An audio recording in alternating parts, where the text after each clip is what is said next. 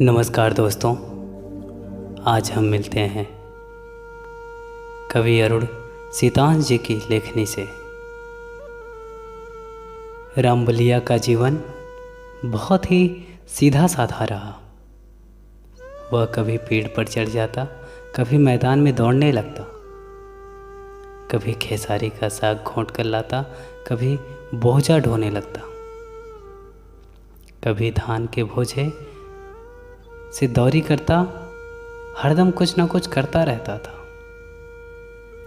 एक दिन वह बीमार पड़ा, दिखाई नहीं दिया मुझे, चिंता होने लगी। मैं समझा कि कहीं गांव से बाहर चला गया। वह गांव से बाहर नहीं गया था, घर में बीमार पड़ा था, उसके पास दवा नहीं थी। मैं घर से चावल चुरा के ले गया और परासी बाजार से दवा खरीद लाया। वह ठीक हो गया। रामबलिया का जीवन अपने आप में एक रहस्य बना हुआ रहता था कि उसके पास इतनी ताकत कहाँ से आती है। वह कोई भी काम करने पर आमादा रहता था और कर देता था। सुबह सुबह प्रतिदिन नीम के पेड़ पर दिखाई देता। हर कोई उससे नीम का दातून मांगने के लिए प्रतीक्षा करता और सबको फ्री में बांटता, मेहनताना नहीं लेता। वह हमारा सहपाठी भी बना। वह मुझसे सीनियर था, लेकिन दोस्त की तरह मानता था। हम छोटे थे, उसकी शादी हो गई और बीवी आई तो हम लोग उसको देखने के लिए गए। उसकी बीवी बार बार घर में भाग जाती। हम सब रोज़ देखने जाते। उसकी शादी बचपन में ही हो गई। कुछ दिनों बाद उसके बच्चे भी हो गए थे। फिर भी हम बच्चे ही थे, लेकिन सच्चे थे। कुछ समय बाद हम शहर आ गए। गांव की यादें धूमिल नहीं हुई। गांव में प्रायः टेबल नहीं हुआ करते। पढ़ते वक्त स्कूल में बोरे पर बैठकर पढ़ना होता था। संयोग ऐसा रहा, एक बार मुझे घाव हो गया। रामबलिया ने गलती से हाथ लगा दिया। वह दिन मैं भूल नहीं पाता। मैं बहुत रोता था और वह घाव फूट गया। दवा चलती तो बहुत दिनों तक चलती। दर्द में दर्द नहीं रहा, एक सुख का अनुभव दे दिया।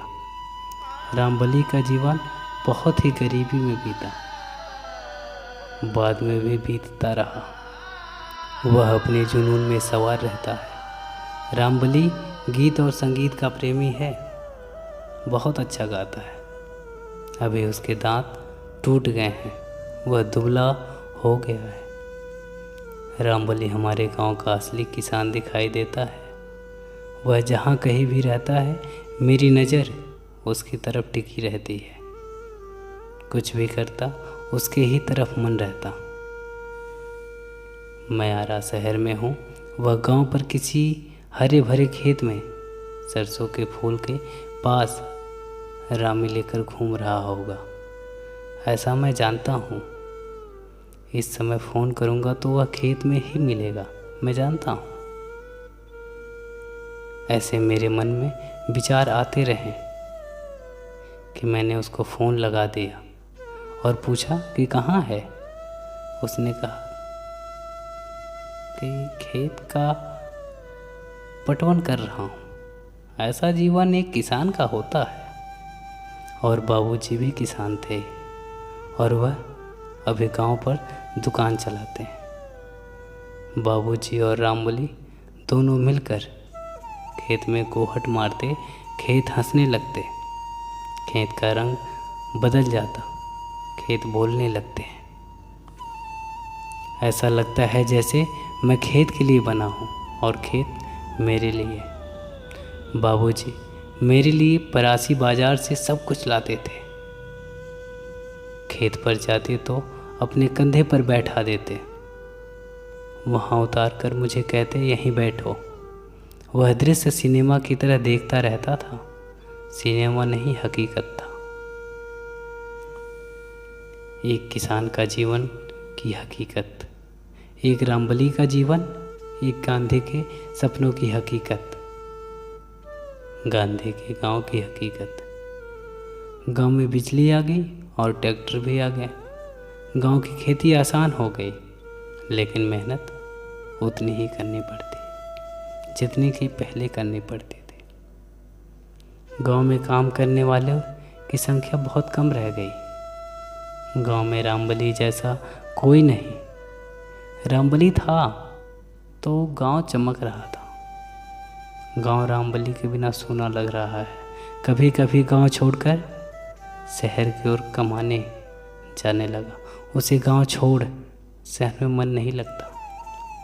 वह गांव लौट आता।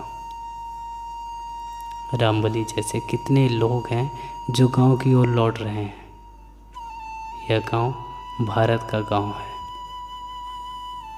एक छोटा सा गांव जिसका नाम है बिष्णुपुरा। ऐसा कहा जाता है कि अक्सर बक्सर में महर्षि विश्वामित्र यज्ञ करा रहे थे। तब राम लक्ष्मण राम घाट पर सोन नद पार कर बिष्णुपुरा गांव होते हुए मधुश्रवा मेला गए। मेला से होकर देवघर गए, जहां शिव की स्थापना की। जब हमारे गांव से श्री राम गुजरे, हमारे गांव का नाम विष्णु के नाम पर रख दिया गया। ब्राह्मणों का गांव है और 2-3 घर गडेरियों की है। एक घर बनिया का है, कुछ दास हैं, जिसमें एक रामबली का भी घर है। रामबली आलू की खेती खूब करता। वह आज भी करता है। उसे आलू बहुत पसंद है। आलू पका पका कर खाता है। वह सबको खिलाता था। आलू और गुड़ उसे बहुत पसंद है, मैं जानता हूँ।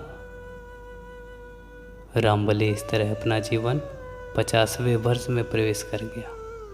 वह बिल्कुल तरोताज़ा 16 साल के बच्चे की तरह हंसता हुआ दिखाई देता है। आलू की बात आती है तो मुझे गांव बार बार याद आता है। मुझे नेकी चाची चूल्हे से आलू पकाकर सुबह शाम खाने को ज़रूर देती। वह मेरे लिए नाश्ता होता था। मुझे बहुत अच्छा लगता था। सूधी महक अभी भी नाक के पास मौजूद है।